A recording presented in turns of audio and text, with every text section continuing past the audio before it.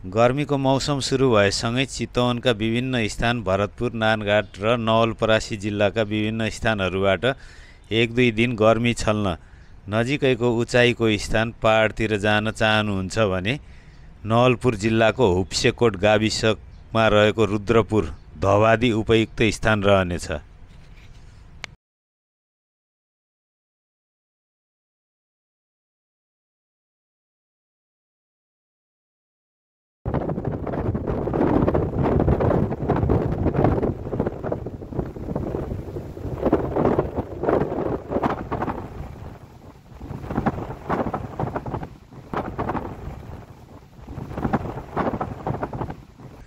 लगभग 41 वर्ग किलोमिटरमा फैलिएको ठुलो परिणाममा फलामखानी यस स्थानमा भेटिएको छ।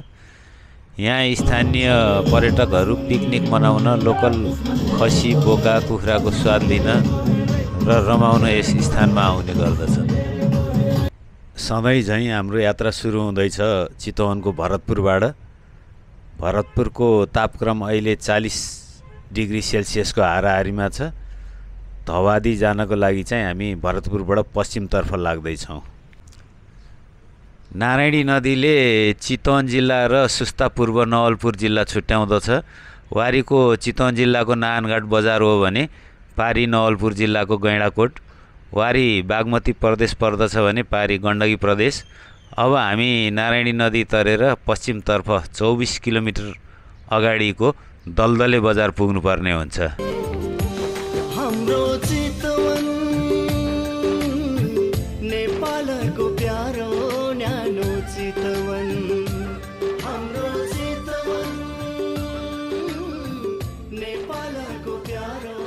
नारायणघाट बुटोल सडक खण्ड निर्माणाधीन अवस्थामा छ, तर दलदलेसम्म चाहिँ अहिले अलि राम्रो बनिसकेको रहेछ। 2 लेनको चाहिँ सरर हिँड्न मिल्नेछ। त्योभन्दा अगाडि दाउनेतर्फ चाहिँ खराब छ भन्ने सुनिएको थियो। यहाँ चाहिँ पुल हुने ठाउँहरूमा 1-2 ठाउँमा चाहिँ अप्ठ्यारो, डाइभर्सनबाट हिँड्नु पऱ्यो पनि अरू बाटो भने सहजै हिँड्न सकिनेछ। नारायणघाटबाट लगभग 1.5 घन्टा, सवा घन्टा 1.5 घन्टामा चाहिँ हामी यो दलदले बजार आइपुग्छौँ। यो दलदले बजारबाट चाहिँ हामी दाहिनेतर्फ मोडिनुपर्छ, उत्तरतर्फ लाग्नुपर्छ। यो देवचुली नगरपालिका लेखेको यो गेटबाट छिरेर धवादी हुप्सेकोट जान अझै हामीलाई 24 किलोमिटर जानुपर्ने हुन्छ। विशालटार भन्ने रहेछ फेरि यो 3 किलोमिटर जति अगाडि आयौँ हामी दलदले चोकबाट। यो दलदले नै भनौँ 3 किलोमिटर होइन, त्यही बजार फैलियो। अब चाहिँ अलिकति उकालो सुरु भयो जस्तो छ है। त्यहाँ त्यो फेद त्यही त हो नि, त्यहाँबाट उकालो लाग्नु परिहाल्छ नि। 5 किलोमिटर आएपछि चाहिँ डाँडा भेटिँदो रहेछ ल। मुन्डे भन्छ क्या अरे यो ठाउँलाई। अलिअलि डाँडाको फिल भइछ। फ्लडिङ सस्तो होला है तपाईँ भन्नु। एकदम महँगो छ। त्यतिको बाटो त राम्रो भन्नुपर्छ। बस चल्ने रहेछ, डेढगाउँ जाने, दलदलेबाट गल्याङै जाने, गल्याङ जाने। पर्मिटै भएर हिँड्नु त होला नि बसहरू है। ल पो हामी 10 किलोमिटर जति आयौँ। यो हामी हाइटमा होइन, यो दलदलेबाट। अब कति छ? 24 किलोमिटर हो टोटलमा। अझै 14 जति छ। अब कच्ची छ होला उ त्यहाँ माथिबाट, उ त्यहाँ टुप्पोबाट। यस्तो मजाको ठाउँ छ कि बाटोमा। कुमसोट एन्ड होटल, कुमसोट एन्ड रिसोर्ट रहेछ। 90, 60, 50, 23, 49। यहाँ चिया खाएको थियौँ हामीले। अब चाहिँ हामीलाई पक्की बाटो सिद्धिन्छ। ठ्याक्कै 11-12 किलोमिटर आयौँ। अब जाने बाटो यस्तै हो। दलदलेबाट चाहिँ हामी यो कुमसोट भन्ने ठाउँसम्म 11-12 किलोमिटर चाहिँ पक्की बाटो नै आयौँ। 5-6 किलोमिटर चाहिँ निकै नै उचाइ चढ्दै आयौँ। त्यहाँबाट चाहिँ पक्की बाटो सिद्धियो। यस्तो खालको कच्ची बाटो छ, तर त्यस्तो अप्ठ्यारो पनि छैन, सहजै छ। यहाँसम्मलाई ठाउँमा चाहिँ पहिरो गएर अलि साँघुरो पनि छ, अन्त चाहिँ सहजै छ। देवचुली डाँडो भने ऊ त्यो चुच्चो टावर छ, त्यहाँ चाहिँ यसो जाने गर्ने मान्छे हिँडेर जान्छ नि। यहाँबाट यो बाटो पनि रहेछ नि त, त्यो बाटो जाँदैन धेरै। ठ्याक्क हामी चाहिँ 18 किलोमिटर दलदलेबाट हामी 18 किलोमिटर आएपछि यो चोकमा आइन्छ। यो चोकबाट देब्रे गएपछि धौबादी गइन्छ। होमस्टेतिर हामी जाँदैछौँ, 6 किलोमिटर छ। यहाँबाट यो सिधै जाने बाटो भनेको चाहिँ नि डेढगाउँ निस्किने बाटो, कालीगण्डकी करिडोरको बाटो जुन छ गैँडाकोटबाट रामपुर पाल्पा जाने, त्यसमा भेट हुन्छ। यो नम्बरिनी जग्गा होला नि। ल यो पोखरी, यो दलदलेबाट त्यही 18 किलोमिटर चाहिँ छ। के कामै छैन नि, यहाँ बस्नै सक्दैन नि हामी। यहाँ कुनै खेती नै छैन नि, मकै बाहेक पानी छैन नि त। यो त व्यापारिक भन्दा अरू केही छैन। ए होटल व्यवसाय यही त हो नि, त्यो बाटो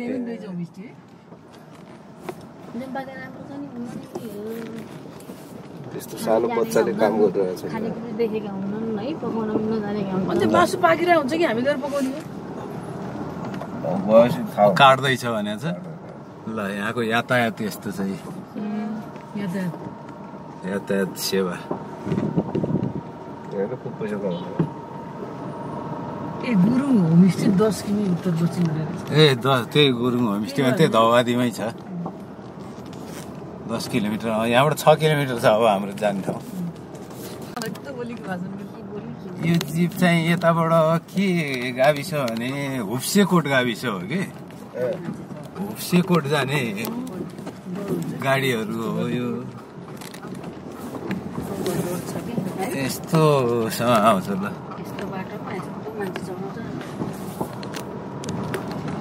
के गर्ने, मान्छेलाई हिँड्नै पर्यो, मान्छेलाई हिँड्नै पर्यो। बाध्यता छ नि।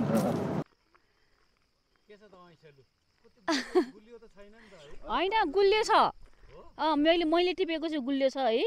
कस्तो मिठो लाग्यो मलाई त, पाकेको रहेछ नि त्यो येल्लो येल्लो भएको।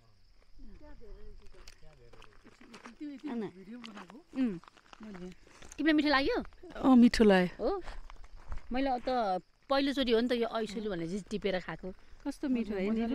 मिठो लाग्यो सम्झना? मिठो लाग्यो नि, तिमीलाई मिठो लाग्यो? मलाई मिठो लाग्यो।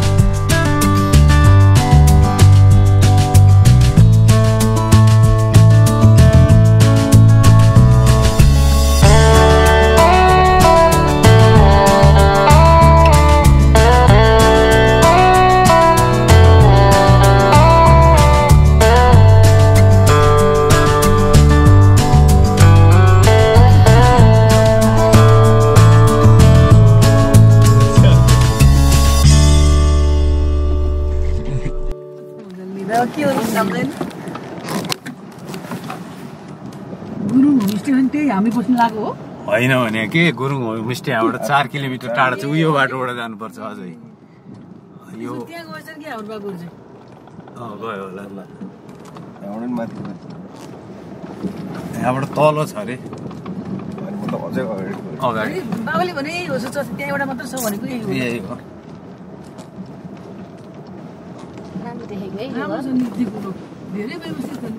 1 2 3 4वटा कोठामा 4वटा 8वटा कोठा। होप्सेकोट गाविस छ। स्वास्थ्य केन्द्र धवादी पाउनगर ठ्याक्कै 24 दुना 48 किलोमिटर हामी आइपुग्यौँ यहाँ। ल अहिले चाहिँ हामी यो धौबादी सुस्तापुर नवलपुरको चाहिँ नि धौबादी भन्ने ठाउँमा छौँ। होप्सेकोट गाविस होइन। यो चाहिँ नेपालको फलाम खानी पत्तलाको यो चाहिँ ढुङ्गा। यो फलाम 76% फलामै छ यो ढुङ्गामा। यस्तो ठाउँमा हामी आइपुगेका छौँ। यो हाम्रो दोस्रो चोटि हो। यहाँ चाहिँ यति शीतल छ। अहिले चितवनमा चाहिँ अहिले 40 को हाराहारीमा छ टेम्परेचर। यहाँ चाहिँ हाइट चाहिँ 1400 मिटर भए पनि शीतल ठाउँ, हावा एकदम चल्ने ठाउँमा आएर चाहिँ यो धमादी पाहुना घरमा चाहिँ अहिले हामी छौँ।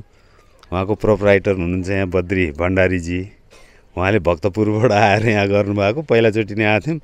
रमाइलो लागेर गर्मी छल्न फेरि आउँदैछौँ।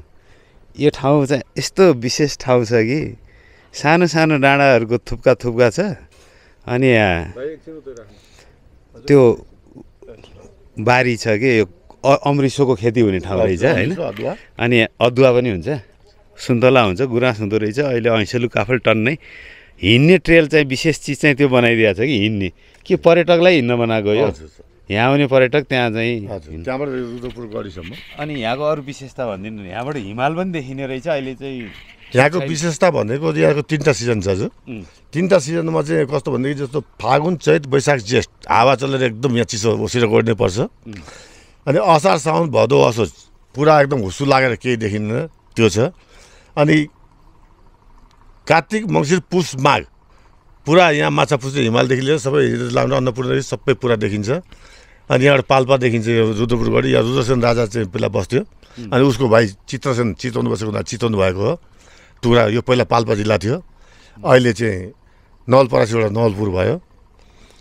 यहाँको चाहिँ जस्तो सुन्तला खेतीमा सुन्तला एकदम प्रशस्त मात्रा यहाँ तलतिर 150 हुँदा यहाँ 30 रुपियाँ 40 रुपियाँ पाउँछ। यहाँ गर्मी कहिले हुँदैन, जाडोमा आनन्द घाम लाग्छ। र अदुवा खेती हुन्छ, अहिले पनि अदुवा 250 रुपियाँ धार्नी पाउँछ। यहाँ अमृतसर कुचो पाउँछ। अमृतसर कुचो त गाडी लिएर जान्छ, ओरिजिनल हुन्छ। यहाँको खेती भनेकै यही हो।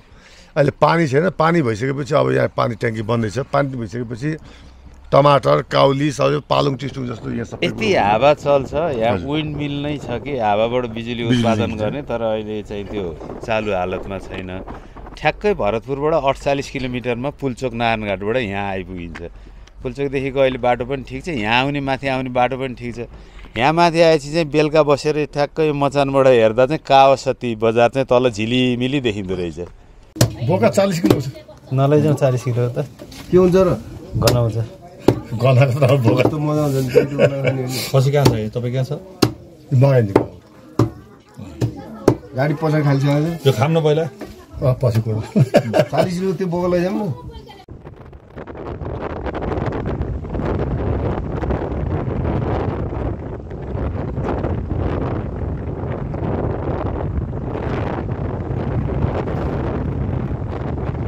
ल साथीहरू, अहिले चाहिँ हामी यो धवादीको पाहुनाघर भन्ने होटलमा, यो होमस्टे होइन यो होटलै हो, यहाँ बास बस्यौँ र रमाइलो गऱ्यौँ।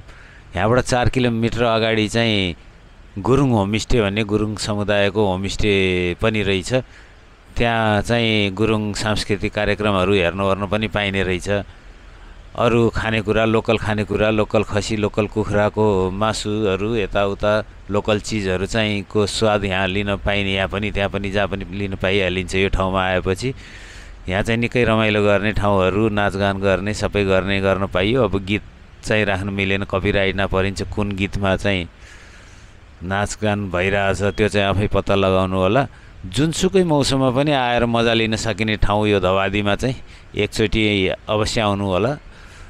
अरूभन्दा नि वरपरका साथीहरूको लागि चाहिँ एकदमै राम्रो ठाउँ छ। अब भिडियो राम्रो लागेमा चाहिँ लाइक, सेयर र कमेन्ट गरिदिनु हुन अनुरोध गर्दै यो भिडियो अन्त गर्दछु। धन्यवाद।